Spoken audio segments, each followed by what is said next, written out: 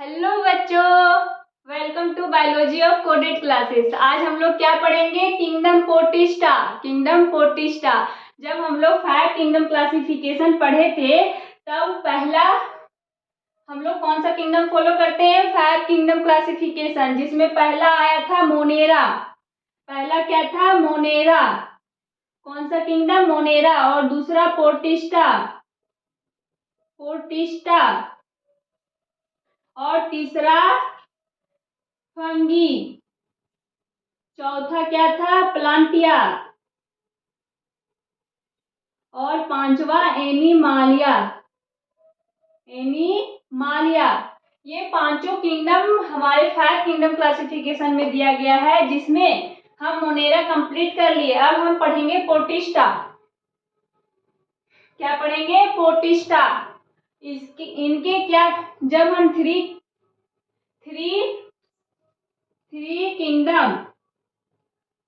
Kingdom classification पढ़े थे तब देख पोर्टिस्टा को हम किस में प्लेस किए थे? कुछ को हम प्लांट में किए थे और कुछ को एनिमल में। जो फोटोसिंथेसिस करते थे उनको हम प्लांटिया में रखे और कुछ को हम एनिमल में रखे जो हेटेरोट्रॉपिक शो कर रहे थे। लेकिन प्लांट और एनिमल दोनों मल्टी सेलुलर थे। दोनों क्या है? Multi cellular. लेकिन पोर्टिस्टा क्या है? यूनिसेलुलर, जिसके वजह से इसमें नहीं रखा जा सकता, इन्हें प्लेस नहीं कर सकते।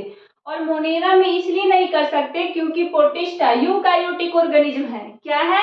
Eukaryotic organism. इस वजह से मोनेरा में हम इसे प्लेस नहीं कर सकते, क्योंकि मोनेरा प्रोकारियोटिक ऑर्गेनिज्म है। तो आइए देखते हैं पोर्टिस्टा के किन फीचर की वजह से इनका अलग ग्रुप बनाया गया। इनका ग्रुप अलग बनाया गया और उनको क्यों पोर्टिस्टा नाम दिए। ना इनका फीचर मोनेरा से मिल रहे थे, कुछ फीचर ऐसे हैं जो मोनेरा से मिल रहे हैं, कुछ प्लांट से मिल रहे थे, कुछ एनिमल से मिल रहे थे। साइंटिस्ट लोग कंफ्यूजन में थे कि ये ऑर्गेनिज्म को हम रखें कहाँ, प्लांट में रखें, एनिमल में रखें या मोनेरा में रखें। तो जब इनका फीचर सबसे अलग लगा, इनको प्लेस नहीं किया जा सकता था मल्टीसेलुलर को यूनिसेलुलर के साथ, तो फिर अलग से ग्रुप बनाया गया। उस ग्रुप का नाम, उस किंगडम का नाम दिया गया पोर्टिस्टा। पोर्टिस्टा में क्या क्यों रखा, इनके किन फीचर की वजह से इनको अलग ग्रुप रखा गया, आइए देखते हैं। ये यूनिसेलुलर है। यूनिसेलुलर होने की वजह से इसे हम मोनेरा में रख सकते हैं।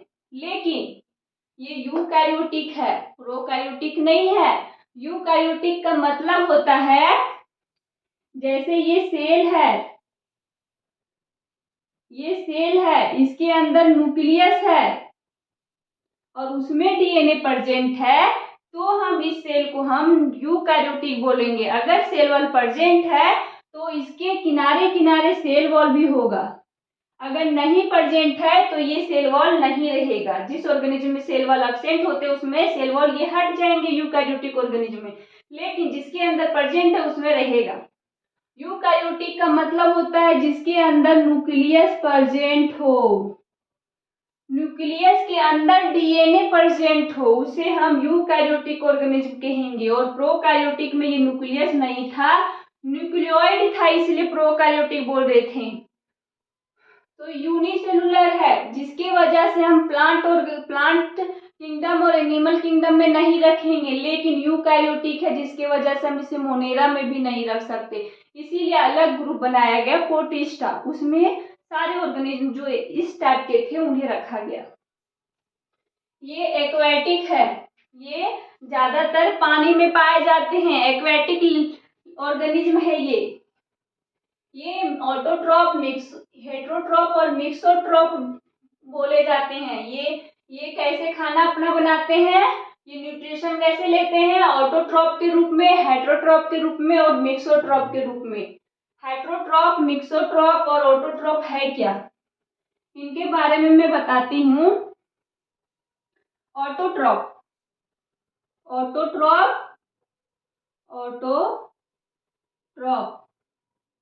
क्या है? ऑटोट्रॉफ है, ऑटोट्रॉफिक है।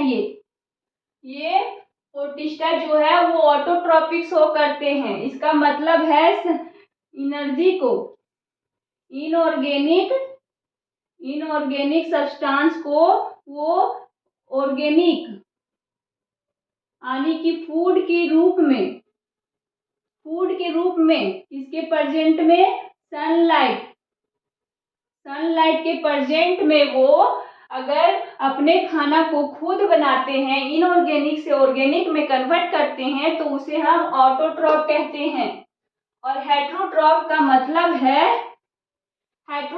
मतलब है डायरेक्ट ऑर्गेनिक कंपाउंड यानी कि डायरेक्ट फूड को खाना जो दूसरे पर डिपेंड हो, उसे हम हेटेरोट्रॉपिक कहते हैं।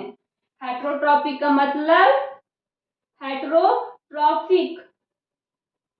का मतलब जो दूसरे पर डिपेंड हो, अदर ऑर्गेनिज्म पर डिपेंड हो उसे हम हेटेरोट्रॉपिक बोलते हैं। और मिक्सोट्रॉपिक का मतलब होता है हेटरोट्रॉपिक और ऑटोट्रॉपिक, जो दोनों शो करते हो उसे हम मिक्सोट्रॉपिक बोलते हैं। क्या बोलते हैं? जो दोनों शो करता हो, ऐसा ऑर्गेनिज्म जो सनलाइट के प्रेजेंस में खाना खुद से बनाता हो, और अगर सनलाइट नहीं है तो वो दूसरे पर भी डिपेंड हो, दूसरे ऑर्गेनिज्म को मार के खाता हो, उस टाइप के ऑर्गेनिज्म को हम मिक्सोट्रॉपिक बोलेंगे। तो प्रोटिस्टा जो है वो तीनों तरह का न्यूट्रिशन शो करता है, हेटेरोट्रॉपिक और ऑटोट्रॉपिक। मिक्सोट्रॉपिक भी ये शो करते हैं। ये connecting link between plant, animal and fungi. ये प्लांट का कनेक्टिंग लिंक है। कैसे बोलेंगे? क्योंकि यहाँ पे फोटोसिंथेसिस होने की वजह से हम ये बोल सकते हैं ये लिंक करता है प्लांट को। अगर ये हेटेरोट्रॉपिक भी शो कर रहा है, जिसके वजह से कह सकते हैं ये एनिमल भी है, हम इसे एनिमल भी कह सकते हैं। अगर हम फंगी हम कैसे बोलेंगे? मान लीजिए जैसे प्रोटिस्टा है, वो खुद से अगर खाना बना रहा है तो वो प्लांट के जैसा हमको लग रहा है कि ये प्लांट है, लेकिन वो प्लांट नहीं होता, वो प्रोटिस्टा है। उसी तरह जैसे वो किसी और पर डिपेंड है, हेटेरोट्रॉपिक शो कर रहा है, तो हमको लगता है कि वो एनिमल है, लेकिन वो एनिमल नहीं होता, वो एक्चुअली प्रोटिस्टा ही होते हैं। अगर हमको जैसे यहाँ पे मैं बताई कि जब सनलाइट प्रेजेंट नहीं होता तो वो जानवरों को मार के खाता है, वो फंगी के जैसा किसी ऑर्गेनिज्म को मार के खाता है। इस वजह से हम फंगी की भी बोल सकते हैं कि ये फंगी है, लेकिन वो फंगी एक्चुअली नहीं होते, वो होते हैं प्रोटिस्टा। इसीलिए बोल रहा है हमारा एनसीईआरटी कि कनेक्टिंग लिंक होते हैं फंगी, प्लांट और एनिमल के बीच का, ये कनेक्टिंग लिंक है, ये एक दूसरे को लिंक करते हैं। अदर मेम्ब्रेन बाउंड ऑर्गेनेल, जैसे यहाँ पे मैं स्ट्रक्चर बनाई हूँ, यहाँ पे दिखाया गया है मेम्ब्रेन बाउंड ऑर्गेनेल प्रेजेंट होते हैं। इसका मतलब कि जैसे हम लोग मोनेरा में पढ़े थे उसमें मेम्ब्रेन बाउंड ऑर्गेनेल एब्सेंट थे, लेकिन प्रोटिस्टा किंगडम में आते ही हमें मेम्ब्रेन बाउंड ऑर्गेनेल मिलने लग गए। ऐसा क्यों कहेंगे? क्योंकि ये यूकैरियोटिक है, यूकैरियोटिक में तो मेम्ब्रेन बाउंड ऑर्गेनेल मिलते हैं, तो प्रोटिस्टा यूकैरियोटिक होने की वजह से इसमें मेम्ब्रेन बाउंड ऑर्गेनेल मिलना नॉर्मल है। सम है फ्लैजिला एंड सिलिया, कुछ में फ्लैजिला पाए जाते हैं, कुछ में सिलिया पाए जाते हैं। जैसे यहाँ पे मैं एक स्ट्रक्चर बनाई हूँ, इसमें सिलिया प्रेजेंट है, किसी ऑर्गेनिज्म में फ्लैजिला प्रेजेंट होते हैं। ये क्या करते हैं? मूवमेंट में हेल्प करते हैं। हमारे पास पैर है तो हम चल जाते हैं, कहीं भी मूव कर लेते हैं, लोकोमोशन शो करते हैं, लेकिन इनके पास पैर का स्ट्रक्चर नहीं होता, अलग से लोकोमोशन करने का कोई स्ट्रक्चर नहीं होता, लेकिन सिलिया के हेल्प से ये मूव करते हैं अपने खाने को, ये मूव करके सिलिया के हेल्प से अपने अंदर लेते हैं और उसके बाद डाइजेशन का जो प्रोसेस है उसे करते हैं। प्रोटिस्टा में एक और देखा गया है, माउथ का ओपनिंग और एनस का ओपनिंग अलग अलग होता है, लेकिन मोनेरा में नहीं था। मोनेरा में वो खा भी रहे थे और निकाल भी एक ही जगह से रहे थे। पोटिस्टा में माउथ का ओपनिंग और एनस का ओपनिंग अलग अलग है। इसका रिप्रोडक्शन का प्रोसेस देखिए तो इसमें दोनों तरह के रिप्रोडक्शन होते हैं, ए सेक्सुअल और सेक्सुअल। सेक्सुअल में ज्यादातर बाइनरी फ्यूजन और मल्टीपल फ्यूजन देखा गया है। इसी तरह बहुत सारे ऐसे फ्यूजन है जैसे कंजुगेशन, फ्रैगमेंटेशन, ये सब जितने भी एसेक्सुअल का जो प्रोसेस है वो सब आएंगे। एसेक्सुअल के थ्रू ये रिप्रोडक्शन करते हैं। एसेक्सुअल रिप्रोडक्शन कहने का मतलब है कि एक सिंगल पेरेंट की जरूरत होती है एसेक्सुअल में। ये फ्यूजन के थ्रू अपने गैमेट को बनाते हैं और फिर ये वही गैमेट फिर बच्चे के रूप में कन्वर्ट हो जाता है। लेकिन सेक्सुअल रिप्रोडक्शन में दो पेरेंट का इन्वॉल्वमेंट होता है। दो पेरेंट यहाँ पे इनकी जरूरत होती है, दो माता पिता।